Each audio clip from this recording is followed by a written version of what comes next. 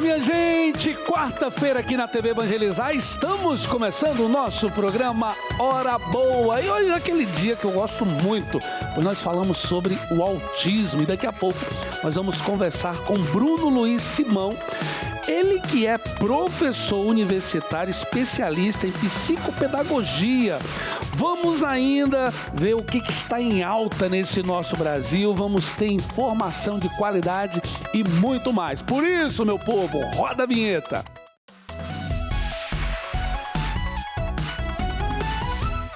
Mas eu quero acolher você de todo o Brasil, você que nos acompanha pela Sky TV, você que nos acompanha pelos canais abertos, e aqui eu preciso citar Curitiba, região metropolitana, pelo canal 16. Quero acolher vocês lá na região norte, né? Belém do Pará, nos acompanhando pelo canal 50, enfim, tantas pessoas nos acompanhando também pelo aplicativo, pelas plataformas e também, gente, pelas nossas redes sociais aqui da TV Evangelizar. E hoje nós vamos falar sobre autismo. Esse tema tão pertinente que todas as quartas-feiras nós trazemos aqui um especialista, trazemos aqui uma pessoa para falar sobre esse tema. E é o seguinte, gente, nós vamos falar agora sobre o autismo na fase adulta. Vamos conversar com um especialista em neuropsicopedagogia, Bruno Luiz Simão, que vai bater um papo conosco direto aqui de Curitiba. Olá, Bruno, seja bem-vindo ao programa Hora Boa. Olá, obrigado, espero que todos estejam bem. E é um prazer estar aqui com vocês, conversando sobre isso, que é um tema tão atual e tão pertinente realmente, né, à nossa sociedade de forma geral, não só ao meio educacional, mas para todos. Bruno, todas as quartas-feiras nós falamos sobre esse tema aqui no programa, só que praticamente a gente fala do autismo aí na infância, né? Mas hoje nós queremos abordar esse tema também na fase adulta, né? Muitas pessoas também vão se descobrindo que trazem um aspecto, vão se entendendo nesse universo diante de algumas dificuldades, acabam buscando ali um acompanhamento e ali depois recebe também um laudo e aí começa toda uma caminhada, né? Isso. Então, na verdade, é muito comum nós ouvirmos, né, essa busca do diagnóstico do autismo em pessoas, né, em crianças, e muito raramente em adultos.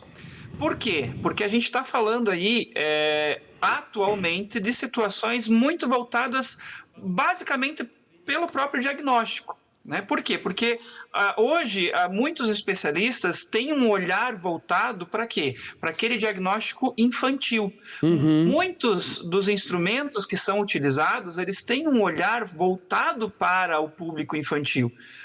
E aí as pessoas que têm o transtorno do espectro autista adultos acabam não tendo essa facilidade em buscar. E daí a gente vai entrar aí em vários aspectos, né, relacionados a essa dificuldade, inclusive, de busca. Aspectos voltados à questão do próprio desconhecimento, né? Por quê? Porque o adulto dentro do transtorno do espectro autista, ele acaba camuflando algumas situações, bacana. Alguns dos comportamentos. Então, muitas vezes, esses sinais de autismo em adultos, eles são sutis, né? Eles passam desapercebidos. Eles podem até ser confundidos com traços de personalidade desse indivíduo. Mas são situações que precisam sim ser investigadas, são situações que precisam de um olhar atento, principalmente quando isso começa a ser aparente para esse adulto, ou seja, ele começa a ter dificuldade de lidar com algumas dessas características e isso acaba prejudicando, né, a interação social, a questão da vida cotidiana dele. Bruno, quais os principais sinais já nessa fase adulta? Talvez essa interação social, você fala, poxa, eu sou muito antissocial, né? Não estou falando que toda pessoa que é antissocial tem o autismo, mas é um sinal muito forte?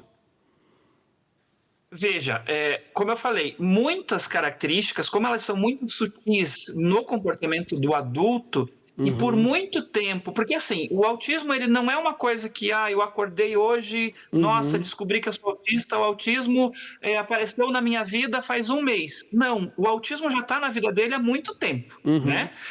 Então, esses comportamentos, o adulto vai fazendo o quê? Ele vai tentando reorganizar. Vai se adaptando. Como ele não sabe o que é, ele vai tentando reorganizar. Então, ele se torna um comportamento sutil. Então, o fato de eu não ser muito social pode, como não pode, ser uma das características. Mas é importante a gente entender assim, quais são os sinais mais frequentes. Primeiro, a dificuldade de interpretar a interação social. E aí eu estou falando de dificuldade de entender, por exemplo, sarcasmos, ironias, expressões faciais. Estou na roda de conversa, foi feita uma piadinha e eu fui o único que não entendi aquela piada, né? Exatamente, boiei na conversa, né? Outro sinal importante que a gente também tem que levar em consideração, por exemplo, são as questões sensoriais. Sensibilidade sensorial. Incômodo com ruídos muito altos, então eu não consigo ficar em ambientes porque aquilo me dá um desconforto muito grande. Luzes muito intensas, né? Texturas específicas, então às vezes textura da roupa é algo que incomoda, diz que está pinicando, mas é uma roupa de um tecido que não pinica, mas para ele aquela textura é incômoda, né? Outro sinal seriam interesses restritos, por exemplo, algo intenso, né? Interesse por uma coisa única, sempre da mesma forma, do mesmo jeito, e aquilo que a gente encontra muitas vezes, principalmente para quem trabalha fora de casa, necessidade de rotina rígida. Então, a pessoa sempre tem que seguir a mesma rotina, a mesma ordem, e quando existe uma mudança que é inesperada, existe uma resistência. Então, esses sinais, eles podem sim ser confundidos, como eu falei, com traços de personalidade e até mesmo com outras condições. E isso acaba dificultando daí, muitas vezes, o reconhecimento do transtorno na pessoa.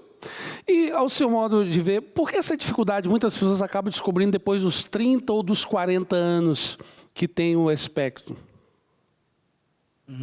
Veja, o diagnóstico tardio do autismo em pessoas adultas, ele vai ser atribuído a alguns fatores, como eu mencionei. Primeiro, antigos critérios que eram utilizados para serem, né, para o diagnóstico, eles focavam principalmente em crianças. Então, os sintomas mais evidentes sempre tinham um olhar voltado para o desenvolvimento daquela criança e deixavam de lado os adultos, né, essas manifestações que são mais sutis. Outra situação seria a questão dos estigmas. O que seria isso? A falta de informação sobre o autismo, principalmente sobre o autismo em adultos. E aí isso leva esse indivíduo a não considerar a possibilidade de estar com o espectro do autista, né?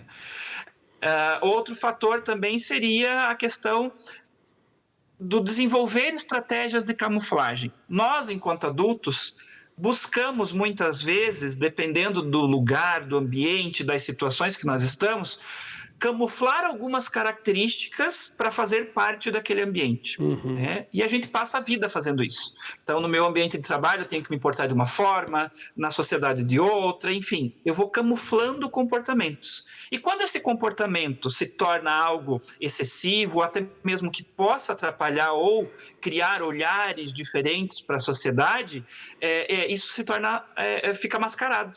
Né? Então, descobrir o autismo entre 30, 40 anos ou até mais tarde, significa que eu tenho que repensar muito daquilo que eu já passei. Então, me faz buscar e me faz receber, né, novas situações a partir desse diagnóstico. Então, eu tenho que reanalisar toda a minha vida. O que eu passei, o que eu fiz, como foi, eu tenho que remodelar tudo, né? Então, por isso, muitas vezes, descobrir tardiamente é um pouco mais complexo e é mais difícil também de ocorrer. Ô Bruno, você falando aí, eu lembrei da minha sogra, meu filho tem autismo, né? Aí às vezes ela brinca, fala assim, poxa, eu acho que eu tenho também, viu? Porque tem algumas coisas, às vezes ali falta um filtro social ali no meu filho tem 11 anos, né? Minha sogra 60 anos, ela fala, poxa, eu acho que eu tenho também. Sim. É uma brincadeira que às vezes ela começa a se ver no meu filho, né? Mas assim, eu gostaria que você pudesse fazer suas considerações finais, né? Que de repente a pessoa ela busque de fato conhecimento, né? E deixar um pouco, né, essa questão de lado, essa vergonha, esse medo, enfim. Fica à vontade. Sim, é importante que as pessoas, né, todos aqueles que estejam nos acompanhando, que estejam nos assistindo, percebam que nem tudo é aquilo que a gente acha que, isso daqui não deve ser nada. É importante a gente investigar, é importante a gente procurar um profissional que entenda do assunto, que saiba, né, sobre o assunto, para a gente tirar essa dúvida. 1, 2, 3 opiniões de profissionais sempre é muito importante. Por quê? Porque isso muda a vida, a gente sai daquele sofrimento que a gente passou a vida inteira. Muitas vezes eu não ia para festas, ou eu ia para festas e não conseguia me entrosar e achava, nossa, né, as pessoas me excluem ou eu não consigo interagir. Por que isso? Agora eu sei o porquê e eu consigo validar aquele sofrimento que eu tive lá atrás agora e dizer, não, aconteceu isso por conta de tais e tais situações, porque eu faço parte do espectro. Então é importante a gente levar em consideração tudo aquilo que a gente está sentindo, que a gente vivencia e que a gente já vivenciou, e procurar um profissional realmente capacitado para nos auxiliar a entender um pouco melhor sobre essa questão, que é comum, né? Não é algo extraordinário, é comum, só não é tão comum aqueles que têm ali da casinha dos 30 para frente. Bacana. Bruno, muito obrigado aí, foi uma conversa esclarecedora, obrigado pela sua participação no nosso programa.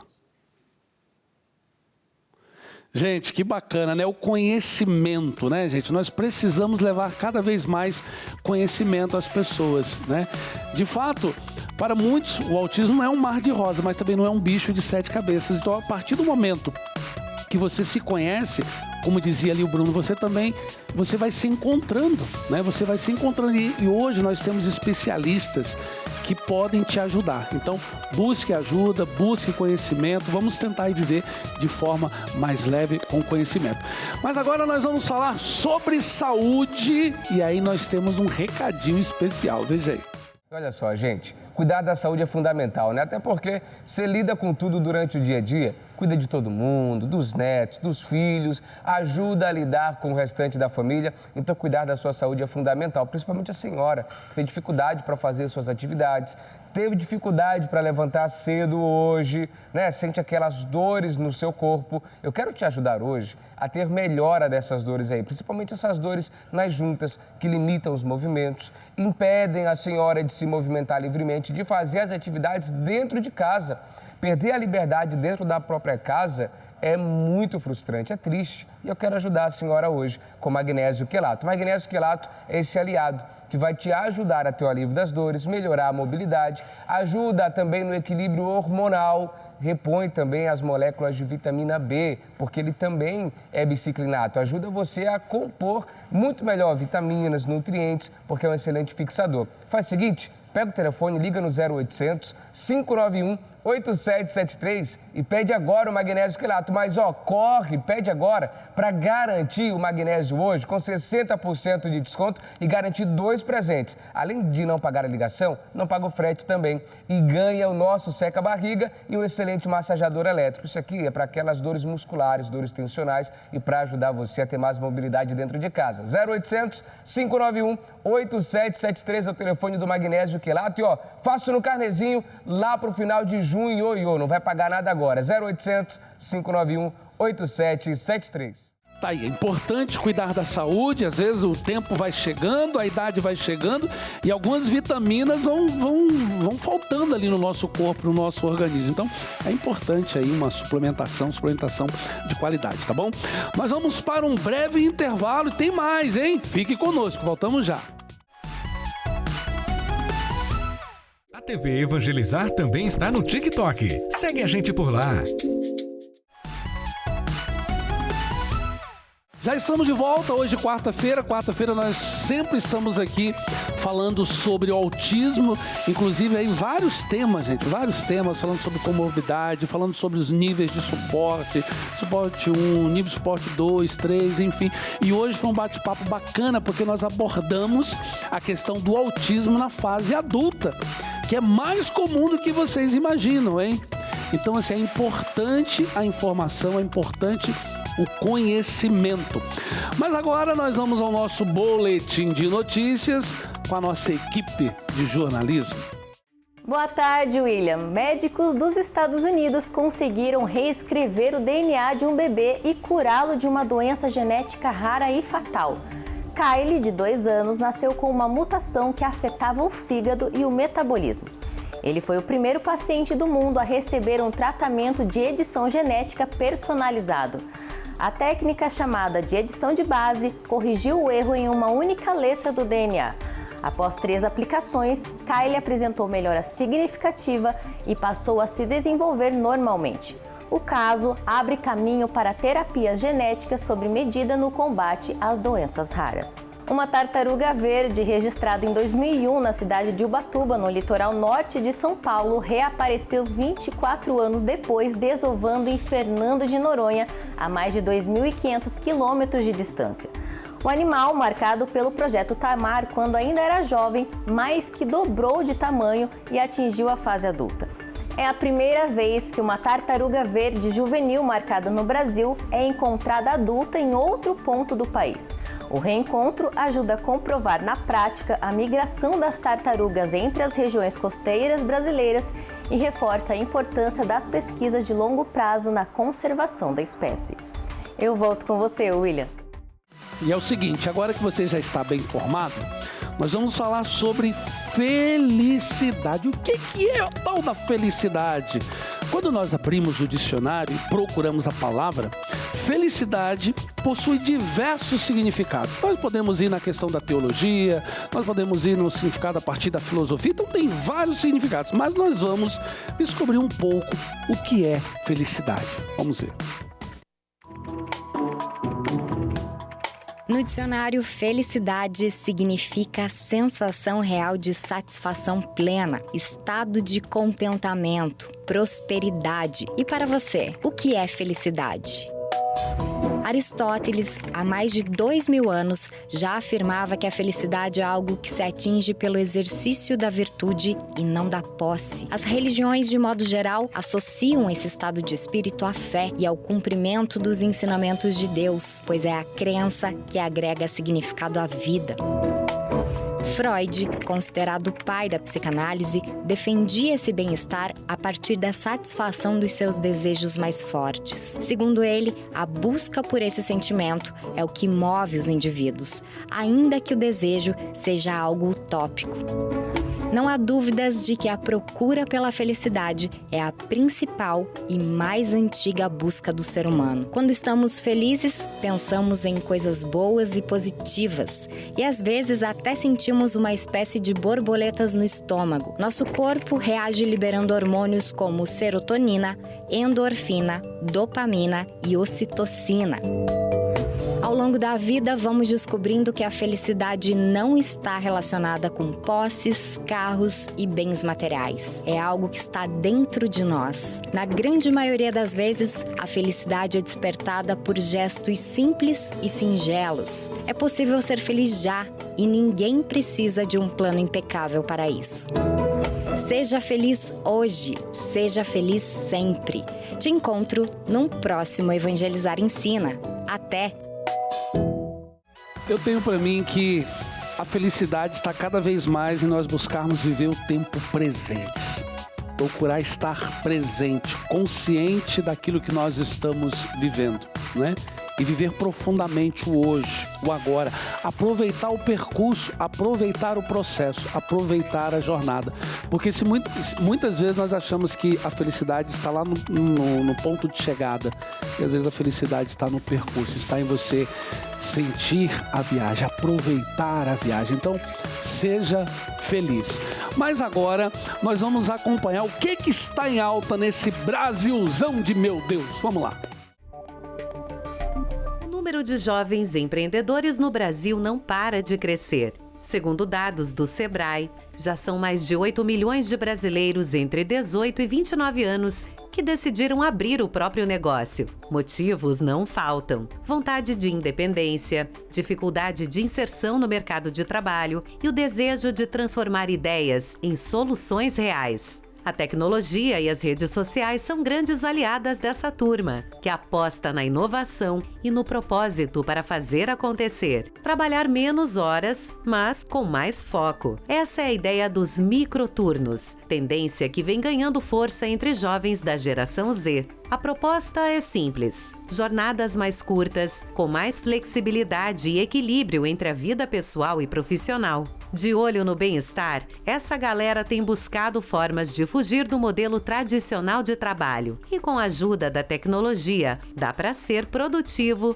sem abrir mão da saúde mental. O recado é claro: trabalhar sim, mas viver também. O layering, que em inglês significa sobreposição, é a tendência que chegou para revolucionar o jeito de usar perfume. Basicamente é misturar diferentes fragrâncias para criar um cheiro só seu, totalmente exclusivo. A técnica vem lá do Oriente Médio e já conquistou o Brasil, especialmente nas redes sociais. Tá aí, está em alta. E antes de encerrar o nosso programa, eu quero agradecer a você que faz parte da Família Evangelizar, e vai aparecer aqui 2 telefones para você entrar para a Família Evangelizar, ou seja, ser um associado, contribuir todos os meses com essa TV, com qualquer valor, 10, 15, 20, 30 reais, aquilo que Deus tocar no teu coração. Então tá aí o 0800 410 6060 e o nosso número do WhatsApp para você mandar uma mensagem, fazer o seu cadastro, receber o jornal da TV Evangelizar e nos ajudar, levar caridade, levar amor, levar esperança. Então, faça parte da Família Evangelizar. Vamos juntos evangelizar o Brasil e o mundo. E eu vou ficando por aqui, hein? E amanhã tem mais. Tchau, meu povo!